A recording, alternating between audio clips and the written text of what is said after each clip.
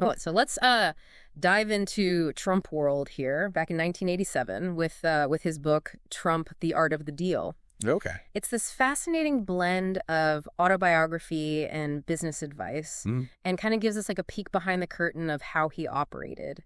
We're going to try to extract some key insights into his personality and his deal-making strategies, and just trying to understand, how he navigated his world back then. It's funny because, it's not just about Trump's successes. It's about his mindset, right? Right.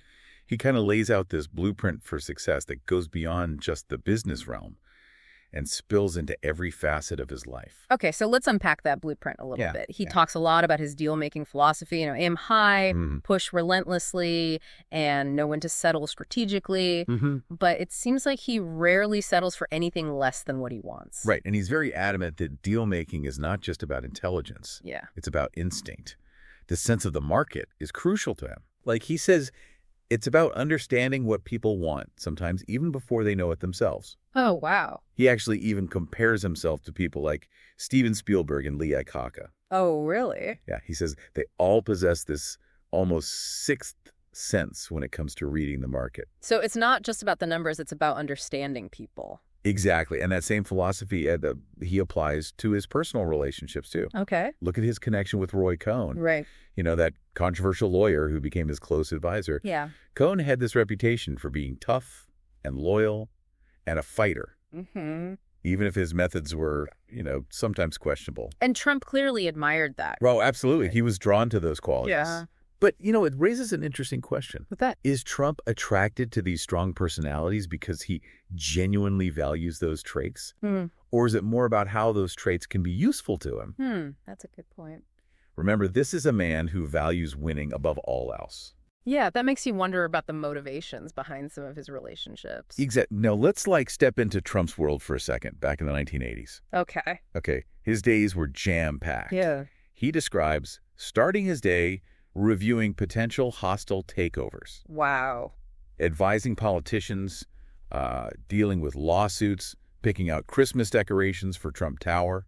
Oh, wow. Talking real estate with Lee Iacocca. It's amazing how he juggled it all. All before dinner. Yeah, he was involved in so many different things. Real estate, politics, entertainment, even philanthropy. It just paints a picture of a man who thrives on being in the thick of the action.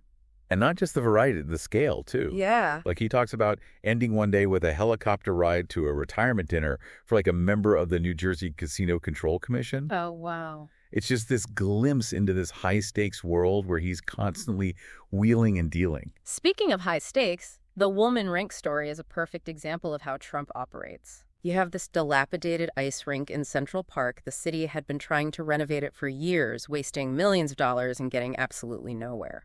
6 years of bureaucratic nightmares. Yeah. And then Trump steps in and completely changes the game. You guys. It's like he thrives on these seemingly impossible challenges. He does. He researches the best rink builders. Yeah. He sets a tight deadline. He motivates the team, uses the press to his advantage, and delivers the project on time and under budget. And he even tears up a supposedly binding letter of intent on another deal. He does. Because he felt sympathy for the seller. Yeah. That's the part that really struck me. Yeah. You'd expect someone so focused on winning to be ruthless. Right. But this action kind of suggests there's another side to him. Yeah, it's a surprising detail, but think about it from a strategic perspective. Okay. Trump tearing up that letter wasn't just about sympathy, it was a power move. Okay. It showed everyone that he was willing to break the rules to go against the grain, even when it came to his own financial interests. It made him unpredictable. So you're saying this act of sympathy actually reinforced his image as a tough negotiator. Exactly. Yeah. It sends a message. I'm not afraid to walk away from a deal, even a good one, if it means staying true to my word. Yeah. And that makes him a formidable opponent in any negotiation. That's fascinating. It's like every action, even one that seems selfless, Right. is calculated to enhance his position. And that ties into another key element of Trump's philosophy. Okay. What he calls street smarts. Okay. He tells this story about managing Swifton Village, an apartment complex in Cincinnati. He had a friend a former concentration camp survivor, who warned him about the deteriorating neighborhood Oh, wow. and advised him to get out. And he listened, right? He did. Even though it meant walking away from a potentially profitable deal. It does seem counterintuitive for someone so driven by success. Yeah. It shows that Trump, for all his bluster and bravado, is capable of listening to those he trusts and acting on their advice, even when it goes against his initial instincts. He even admits that sometimes the best investments are the ones you don't make. So street smarts is about more than just recognizing a good deal. Right. It's about knowing when to walk away, even when it's tough. Precisely. It's about trusting your gut, but also being willing to listen to those who have experience and knowledge that you might lack. Yeah, I like that. You know, that idea of street smarts really comes into play when you look at how Trump tackles some of his major projects. Okay. Take the Grand Hyatt Hotel, for example. Oh, yeah. He saw the potential in this aging Commodore Hotel next to Grand Central Station, which most people just considered a relic. He wasn't afraid to take on a challenge, was he? That was a massive undertaking. It was a huge undertaking. Yeah. But he pulled it off in classic Trump fashion. You know, he understood the value of the location, especially with the revitalization that was happening in that area. Oh, wait. And he was able to secure an incredible 40-year tax abatement from the city. I'm curious, how did he manage to swing that? It just seems like an incredible deal.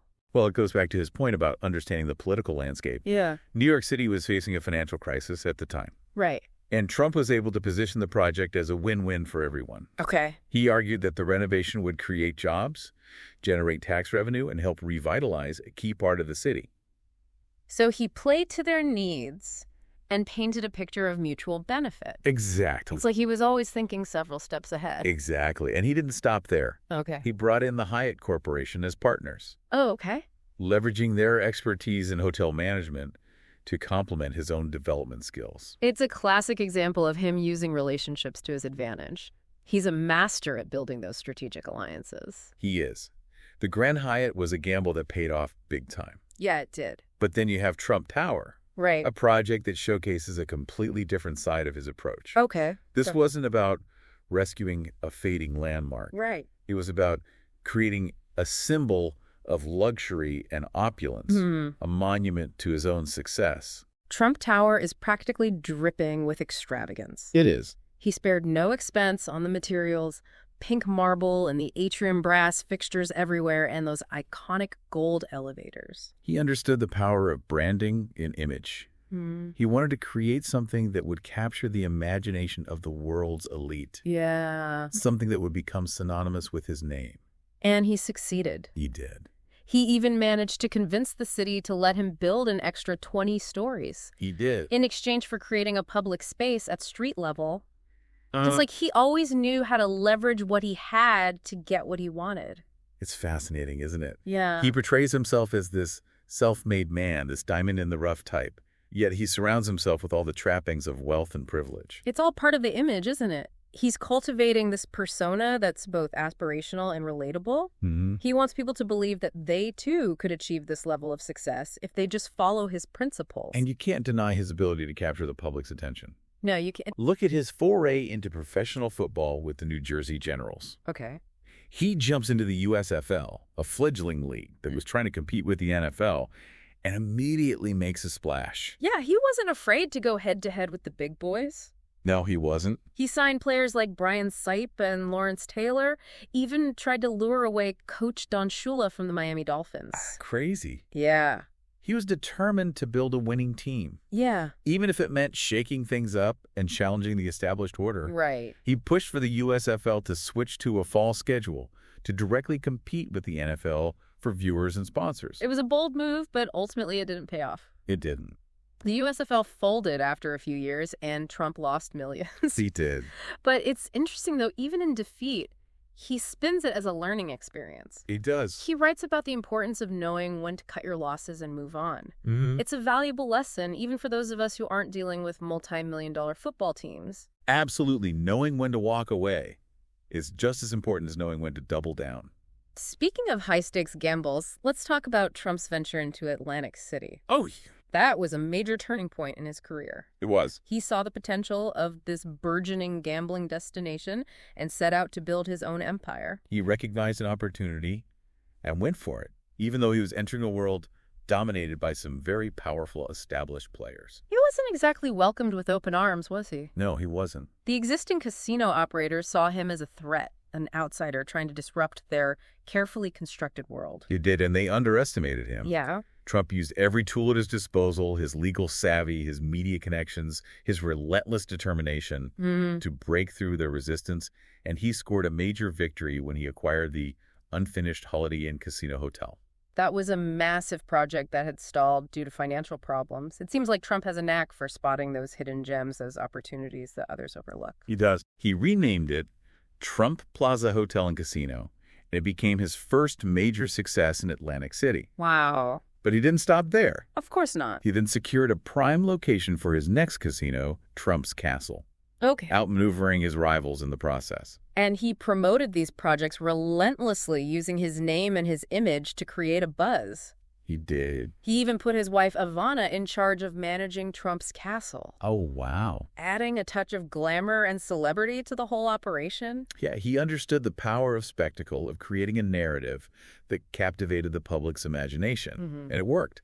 Trump's castle was a huge success, solidifying his position as a major force in the world of casinos. But it wasn't all smooth sailing, was it? No, it wasn't. There were accusations of shady dealings, ties to organized crime, even questions about the source of his financing. Right. His rise in Atlantic City was as much about controversy as it was about success. It seems like those controversies, those whispers of questionable ethics, have followed him throughout his career. They have, and it raises a critical question. Okay, what's that? Is Trump's success simply a product of his deal-making brilliance and his ability to manipulate perceptions? Or is there a darker side to his ambition, a willingness to operate in those gray areas where the lines between right and wrong become blurred? That's a question that's worth pondering. It is, and it's something to keep in mind as we move into the final section of the book, where Trump hints at his aspirations beyond the world of business and real estate. So, towards the end of the book, Trump kind of touches on something that I found really interesting. Okay. He talks about this desire to give back, not just with money, but with his time and his skills. It's like he wants to make a difference beyond the world of business. Yeah, it's a curious point, isn't it? He seems to admire people who are willing to put themselves out there to take on these challenges that benefit others. Right. Not just their own bottom line. And what's even more interesting is that he's not that concerned with people's motivations for giving. Right. He even says that, pure altruism is rare. He's more interested in the action itself, the results. Which is very much in line with his overall philosophy. Yeah. Right. He's a problem solver, someone who takes charge and gets things done. It makes you wonder if he sees this giving back as another kind of deal, Right. Another opportunity to leverage his skills and achieve something bigger than himself. It's a provocative thought, Remember, this book was published in 1987. Yeah. Trump was already a successful businessman, a celebrity in his own right, but he hadn't yet achieved the level of fame and influence that he would later attain. So it's like these ideas about giving back, about using his skills for a greater purpose, were already kind of percolating in his mind back then. Exactly. And when you look at his ambition, his drive to win, his willingness to challenge conventions, it's not hard to see how those traits could translate into a desire for even greater power and recognition. Do you think he saw a path towards politics even back then?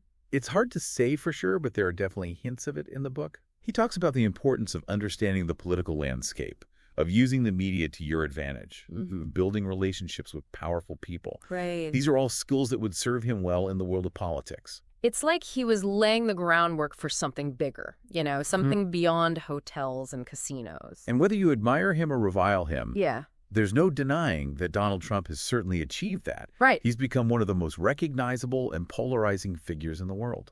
So what can we take away from all of this? We've delved into Trump's deal-making strategies, his personality traits, his successes, and his controversies. We've seen how he operates, how he thinks, how he wins. And maybe we've caught a glimpse of what was to come. Yeah. The seeds of his future were sown in those early experiences, those deals, those relationships, those triumphs and failures. So The Art of the Deal offers this fascinating window into the mind of a man who would go on to reshape the American landscape. He did. And it leaves us with a question.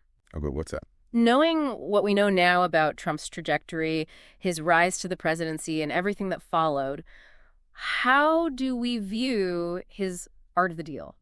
Is it a blueprint for success, a cautionary tale, or something in between? That's for each of you listening to decide. Well, thanks for joining us on this deep dive. We'll see you next time.